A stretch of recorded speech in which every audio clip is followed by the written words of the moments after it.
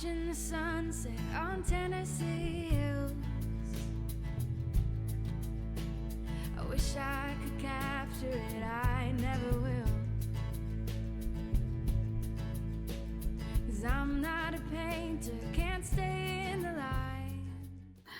Hello and welcome back, or welcome to my channel. I have been a little AWOL recently, and this recipe has a bit to do with that. As you can probably guess by the name, this recipe has a little bit of a story behind it. So Trainwreck bread pudding cake started out as a Valentine's pink yogurt bread. It was my first time attempting yogurt bread, and since it was a little bit before Valentine's Day, I thought, oh well, I'll also make it pink and I'll post it as a Valentine's bread. That did not happen. Yeah, it was not terrible, but this is definitely why you should not always blindly trust AI, because I had made up this recipe through AI and I thought it sounded a little wonky, but I thought, you know what, I've never made yogurt bread before, let's give it a go. And again, it wasn't terrible, but it's not something I would want to make again. So I thought, okay, we're gonna salvage this and I'm going to bake the mess out of it so that it's dry and stale, and I'm going to make bread pudding. Again, something I've never made before. And the bread pudding, it was better. It was an improvement. Still wasn't, by my standards, it just still wasn't good enough. My toddler loved it. My husband loved it. My eldest was like, it's whatever. And that's about where I was. It's like, this is okay. It's not terrible, but it's not good. So, I decided, you know what, because the main thing that was wrong with it was the initial yogurt bread. When it came out, it was very salty, and so I tried to make it a very sweet bread pudding, chocolate bread pudding, because chocolate and salty, they usually go really well together. And it did make it better, but apparently I would have needed to add quite a bit, even more than what I had already put in to make it work. So I decided, well, let's turn this bread pudding into a cake and make an extra sweet frosting to go on top of it that will even balance out the saltiness even more. And it did all right. So in the end, we got there. We got to something. But it took me quite a while to come up with this and film it, and yeah. So without further ado, I will not be going into detail on the recipe in the video. The full recipe for all 3 steps will be down in the description if you want to attempt it or try to improve it. I will put the exact recipe that I followed for everything, and you will definitely see why it was salty to begin with. I should have gone with my gut and not with AI when I saw how much salt it asked for, but I didn't. But I had fun. It was a journey. And like the motto here is, we don't settle, we solve. So yeah, anyway, the entire recipe will be down below. I'm just gonna kind of walk through a little bit for each one, and yeah, So here we go. Thank you for watching, and please like, subscribe, comment. That really helps me out. So I will just be watching the video that I've put together and kind of just making a commentary that you will be seeing on your screen. So here we are. I'm about to pull the bread out of the oven, and I have to say, while it was baking, it smelled incredible. I can't even begin to describe the smell to you. It was fantastic. I used beetroot powder to color it. Here she is. Doesn't she look amazing? My first try at yogurt bread looked fantastic, but just wait.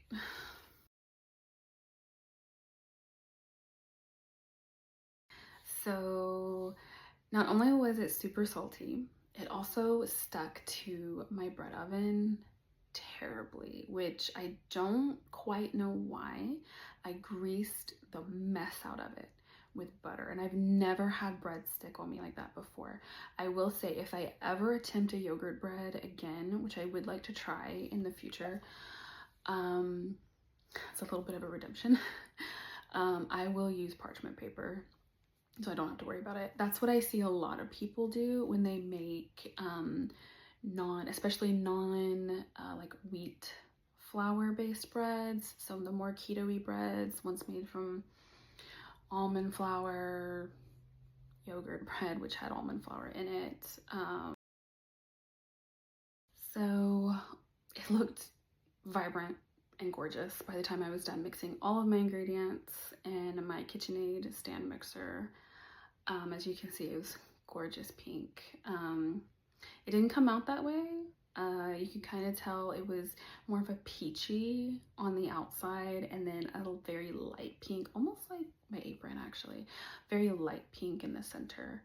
And I did use a decent amount of beetroot powder to color it. Not too much. You could not taste the beet when I ate it. You couldn't taste it at all. But yeah, and you can kind of see the butter on my pan if you look closely enough. So I buttered the mess out of it. I was betrayed. This is where I think it should have raised some red flags, because a lot of the yogurt bread videos that I've seen, when they go to pour it into their container, it pours. It's much more liquidy and not quite as viscous as this is. This is very thick, and I think that should have been my red flag to, hey, add some more liquid or something to it. I don't know, because I'm not sure about that, because when it came out, it was also extremely moist, like almost to the point. I baked this for like right at an hour or 65 minutes. I baked it for at least an hour. It did, I think, 50 minutes covered and then 10 minutes uncovered, or 55 minutes covered and 10 minutes uncovered. I have the recipe written down, and again, it will be in the description below. So yeah, I don't know why. It was almost moist to the point that it almost seemed still a little raw, but it wasn't. I'll tell you that. It was just that moist. So I don't really know if more liquid would have made it better based on that. But I mean, as you can see, I just started spooning it out. I couldn't pour it. I tried to spoon it out. And of course my spatula was dirty, so I had to use a spoon, which made it take longer and is not as efficient. But anyway, so I get through. Here's our close up.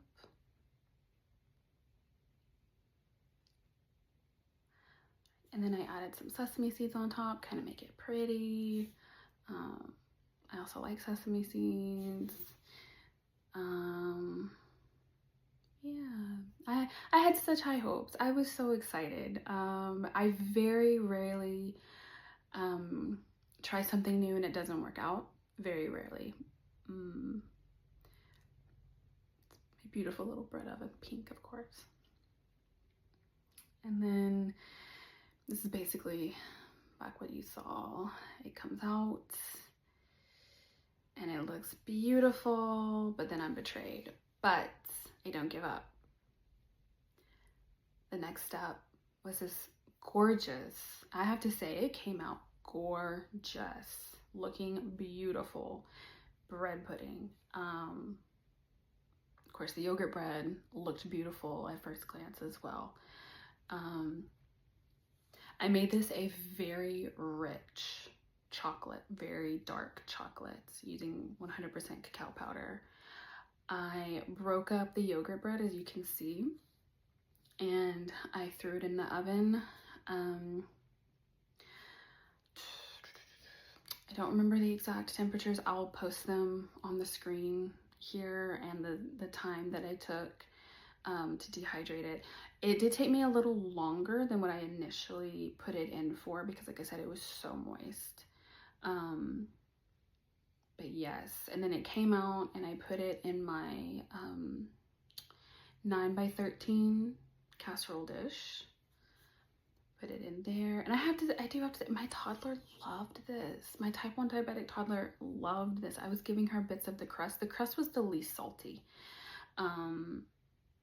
that I could tell, honestly. And I would give her pieces of it. I gave her several pieces of it, and it also didn't spike her. That is something to note. So I do think it's a decent option. I just need to get around the extreme moisture and not putting near as much salt in it as I did.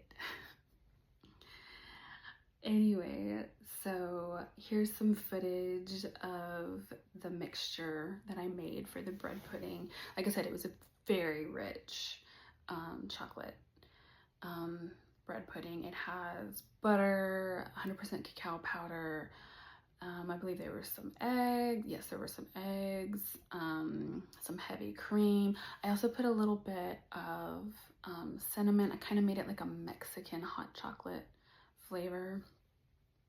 And here's the super satisfying pores. I was really excited. This smelled amazing. I tasted it. Yes, there's raw egg. See me. I tasted it. It tasted phenomenal. But there was a part of me that was like, I just don't think this is gonna be sweet enough. But I'm gonna trust the process. I should have gone with my gut. And then maybe I could have just stopped at bread pudding. But I did not. So hindsight's 2020.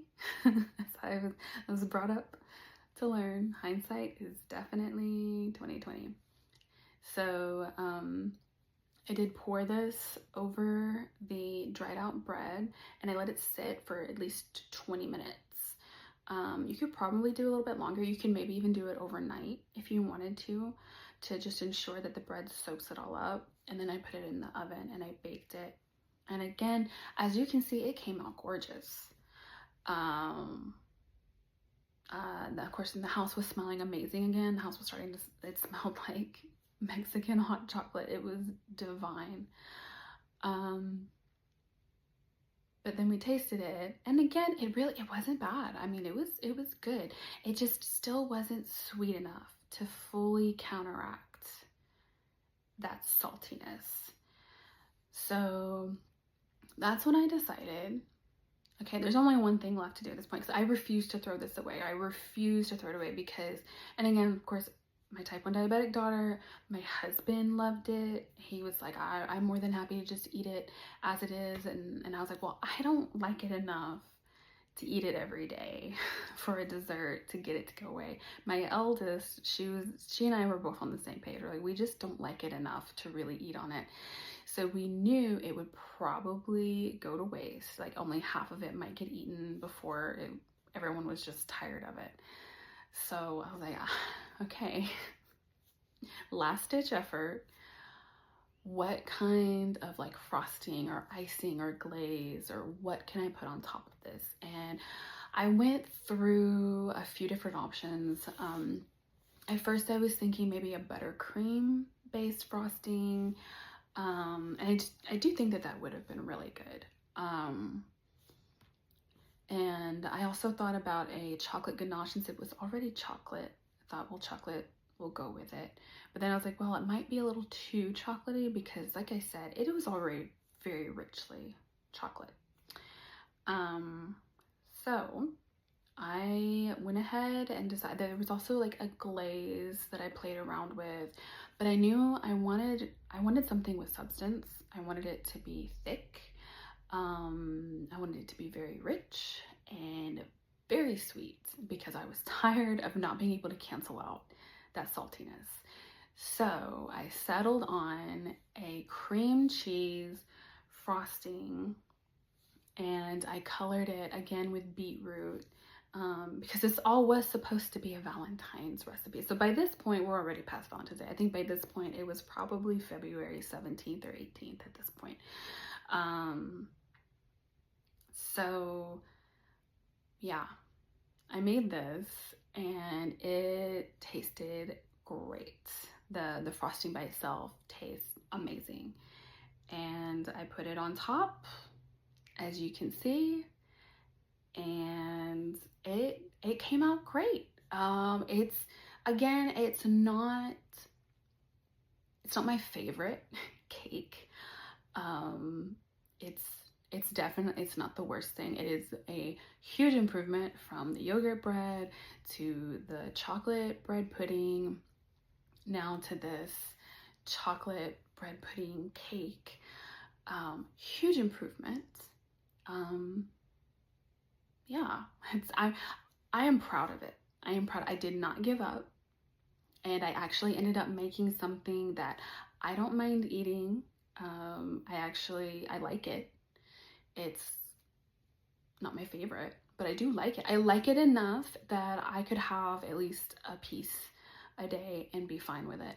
I also really like it because the way I made it keto, it's very high in protein, very high in healthy fats, has a decent amount of fiber in it, very few carbs, and it did not spike my toddler, my type 1 diabetic toddler.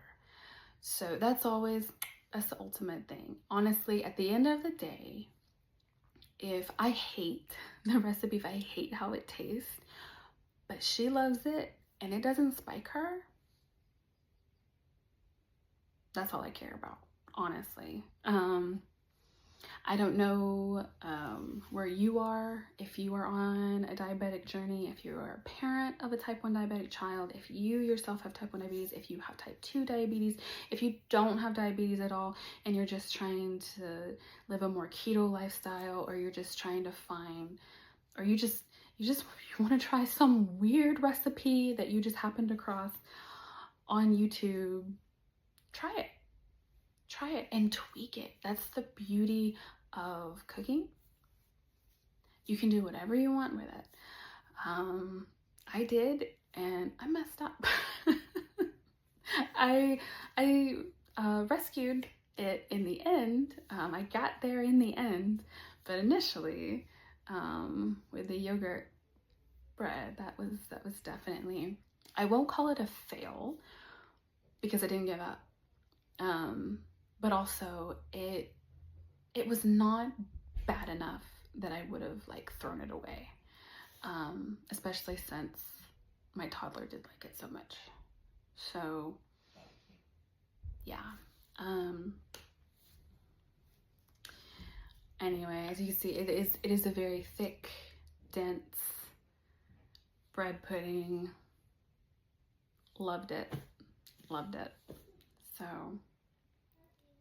anyway,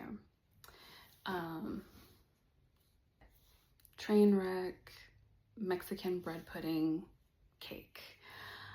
It's proof that if you just don't give up, you will get there in the end. You just don't give up. And like I say here on this channel, we don't settle, we solve.